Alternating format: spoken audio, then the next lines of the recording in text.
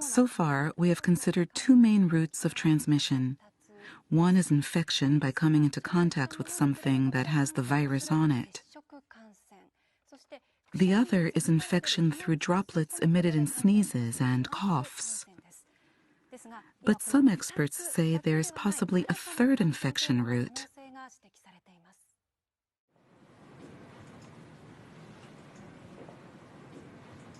Experts are now looking at this new infection mechanism as the key to preventing the further spread of the virus.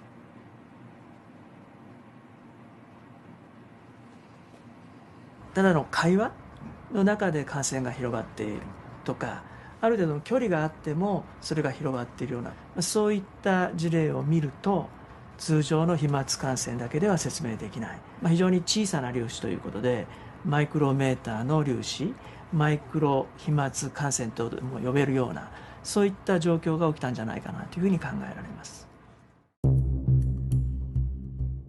So how does this take place? NHK is conducting an experiment with a group of researchers. はい、レーザーください。 The team will track particles in the air using laser beams and a high-sensitivity camera. This technology allows us to detect droplets as small as 0.1 micrometers wide. The experiment starts. First, sneezing.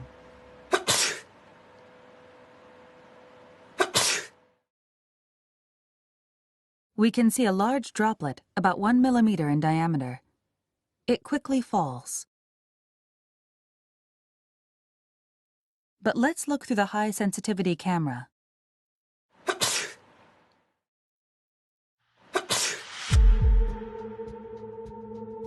We can see small particles that seem to glitter floating through the air. These particles are all smaller than 10 micrometers, or 1/100th of a millimeter in diameter. Let's take a look from a different angle. They're small and light. You can see them drifting through the air. These are microdroplets.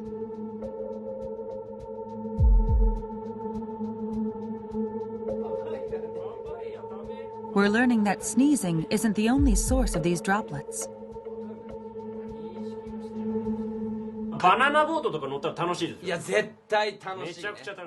We ran the same experiment on a close-range conversation. People generate a lot of microdroplets when they talk loudly.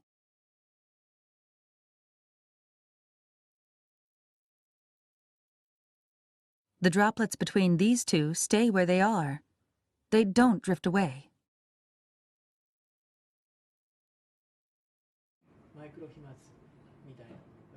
It's not yet known what volume of microdroplets leads to infection. But Tateda says we can't rule out the possibility that microdroplets have spread the virus to some extent. そのマイクロ飛沫、小さな粒子の中にもたくさんのですね、生きたウイルスがいて、大きな声での会話、あるいは激しい息遣い、そういった中でですね、このマイクロ飛沫ができて、それが近くの人、その人が吸い込むことによって感染が広がる、そういったリスクが見えてきたものと思います。The risk of infection through microdroplets becomes even greater in a closed space with poor ventilation.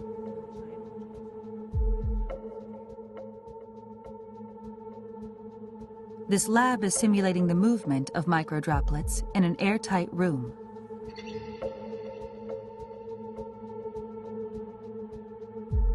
About 10 people in an enclosed space the size of a classroom. A person coughs once and spreads about 100,000 droplets.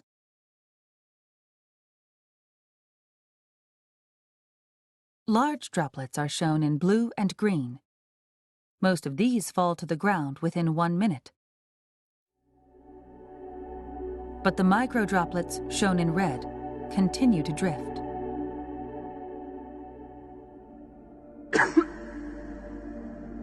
This simulation uses only microdroplets. 5 minutes later. 10 minutes later.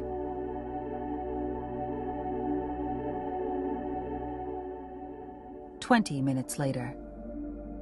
The microdroplets are still floating in place. 空気がよどんでいると、つまり空気の流れがないということで、マイクロ飛沫そのものは、落ちたり、違う場所に動くことができませんので、長時間その場所にとどまるっていうことになります。But there is a way to prevent this stagnation of microdroplets. Opening windows and increasing air circulation is believed to be effective.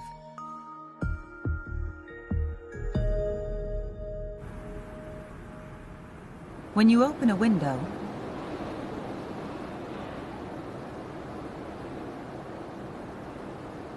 microdroplets are quickly swept away.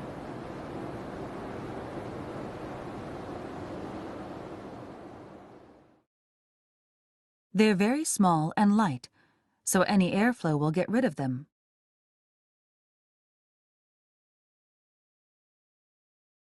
できればですね、2箇所開けて風の流れを作ってあげるということが大事。それが1時間に1回でもいいから、そういうようなことをやることによって感染のリスクっていうのはかなり下げることができるようになるんじゃないかなというふうに思います。